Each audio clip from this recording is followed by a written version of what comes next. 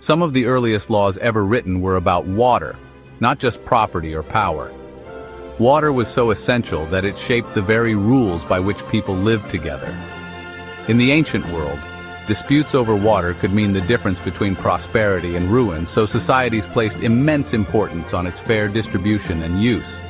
These laws weren't just about ownership, they were about survival, about ensuring that every person, from farmer to king, had access to this life-giving resource. The Code of Hammurabi, nearly 4,000 years old, had rules for managing irrigation canals. It detailed penalties for neglecting water systems, showing just how vital these networks were to daily life and the stability of entire civilizations. Water was the foundation of society, dictating where cities could rise and empires could flourish. Rivers and springs became the heartbeats of ancient settlements, their flow determining the fate of generations. Before we could reach for the stars, we had to solve the problem of quenching our thirst. The search for water shaped our earliest dreams and ambitions, guiding the paths of explorers and settlers alike. For ancient peoples, securing safe drinking water was a monumental daily task. Every morning began with the question, where will today's water come from? The effort to find and transport water defined the rhythm of life.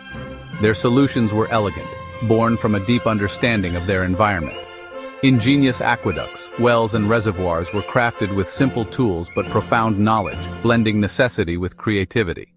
Every great society, from the Egyptians to the Incas, had to master water management. Their survival depended on harnessing rivers, storing rain, and channeling water across vast distances and difficult terrain. This wasn't just about finding a puddle, it was about creating systems to find, transport, store, and purify water on a massive scale. These feats required cooperation, planning, and a vision for the future. These systems had to be reliable, resilient, and clever enough to turn arid landscapes into thriving centers of culture. The ability to bring water to where it was needed most transformed deserts into gardens and villages into cities.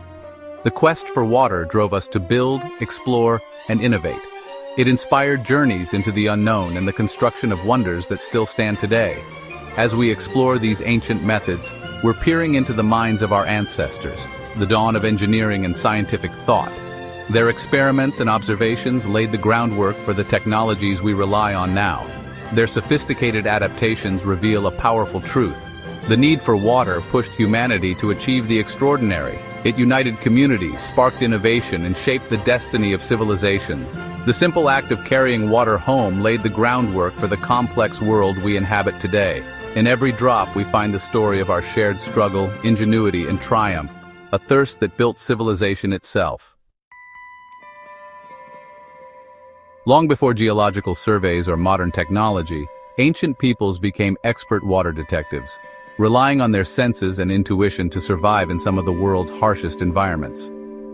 Their survival depended on reading the subtle clues of the landscape, details that most of us would overlook today. They knew that certain plants with deep roots, like willows or desert palms, pointed to hidden underground water, even when the surface appeared bone dry. A lone green tree in a dry area was more than just a curiosity. It was a promise of water below, a beacon of hope in a parched world.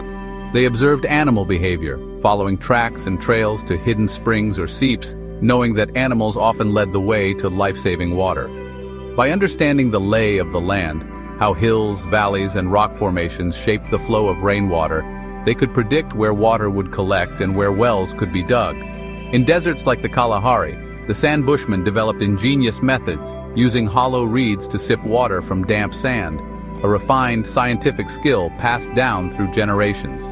This remarkable ability to find and extract water from seemingly impossible places is a testament to their deep ecological wisdom and adaptability. Finding water was a blend of science and tradition, a process of recognizing patterns, trusting ancestral knowledge, and passing these vital skills to the next generation. Every rock, plant, and animal trail was a clue in a life-or-death puzzle, each piece essential to the bigger picture of survival. Solving this puzzle meant the difference between thriving and failing, between abundance and scarcity. They listened to the land, trusted its signs, and in return, the land revealed its most precious secret, where to find life itself. Once water was found, the next challenge was storing it, especially in hot, arid Egypt. The Egyptian solution, the clay pot, or zir, a form of ancient refrigeration. These porous jars used evaporative cooling. Water seeped through the clay, evaporated, and cooled the contents. The drier the air, the better the cooling, perfect for the Nile Valley. This wasn't just convenient, it was a public health breakthrough, slowing bacterial growth and keeping water safe. Clay pots meant families could keep cool, clean water at home, reducing trips to the Nile. Laborers could stay hydrated and healthy in the intense heat. The widespread use of these jars transformed daily life. This simple pottery shows ancient people harnessed natural processes to improve their lives. The humble clay pot was a cornerstone of Egyptian civilization. It's a quiet hero of hydration, blending science and necessity. Ancient ingenuity in a jar. High in the rugged Andes, the Inca civilization faced a daunting challenge: how to move precious water from remote mountain springs down to their terraced farms and bustling cities, often separated by steep cliffs and deep valleys. Their ingenious solution was a vast network of stone-lined aqueducts, true masterpieces of hydraulic engineering that still inspire awe today. Inca engineers calculated gradients with remarkable precision, using simple tools and keen observation to ensure a steady, controlled flow of water over treacherous terrain. If the slope was too steep, water would erode the channels. If too shallow, it would stagnate and become unusable. Achieving the perfect balance was essential. The channels were lined with tightly fitted stones, expertly carved and placed to keep water clean, prevent leaks, and ensure the structures remained durable for centuries. Some aqueducts tunneled through solid mountains or crossed wide valleys on elegant stone bridges, all built to withstand earthquakes, landslides, and the harsh Andean climate.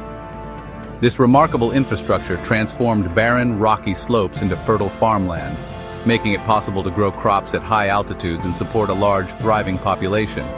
Aqueducts supplied clean water for drinking, bathing, and sacred ceremonies in cities like Machu Picchu, where water was central to daily life and spiritual practice. The Inca didn't just move water, they mastered their environment, blending their engineering seamlessly with the dramatic landscape. Their aqueducts stand as symbols of sustainable, resilient engineering, designed to last and to work in harmony with nature.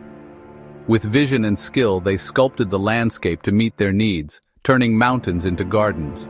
The Inca built a civilization high in the clouds, thriving on water and ingenuity, a legacy that endures in the Andes to this day. For nomadic tribes, permanent storage like clay pots or aqueducts was impractical.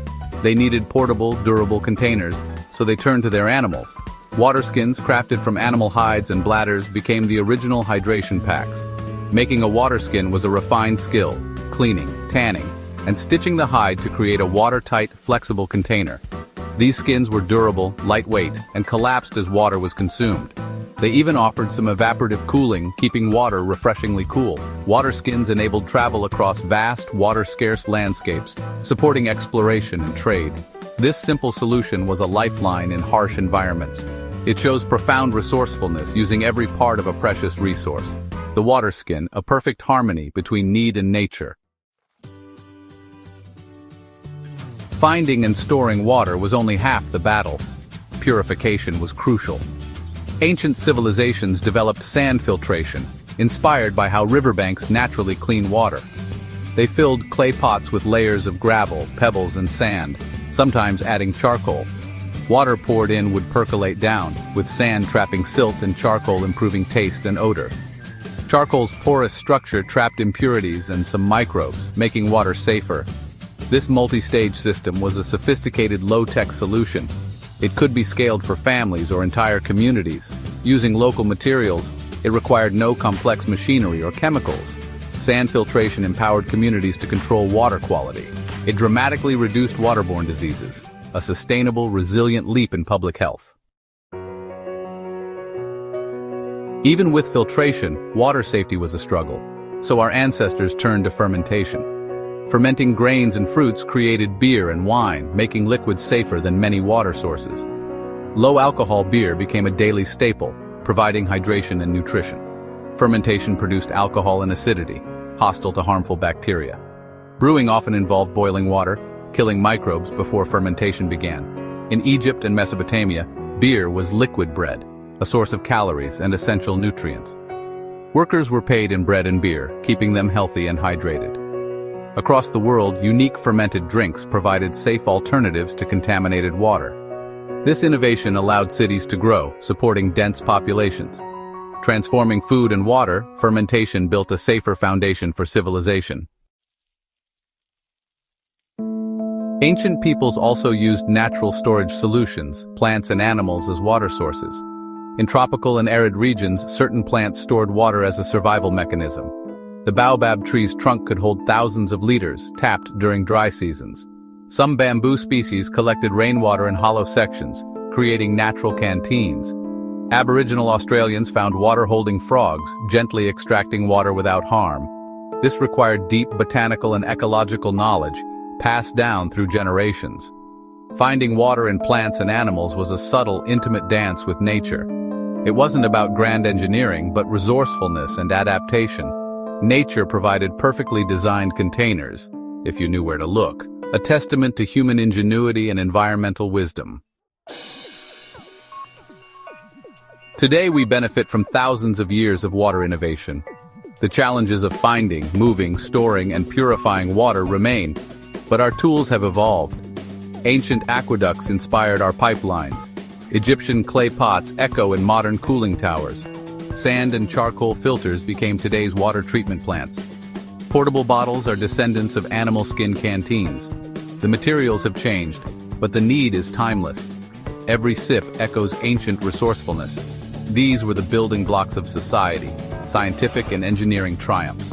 Our ancestors' quest for water connects their world to ours every single day.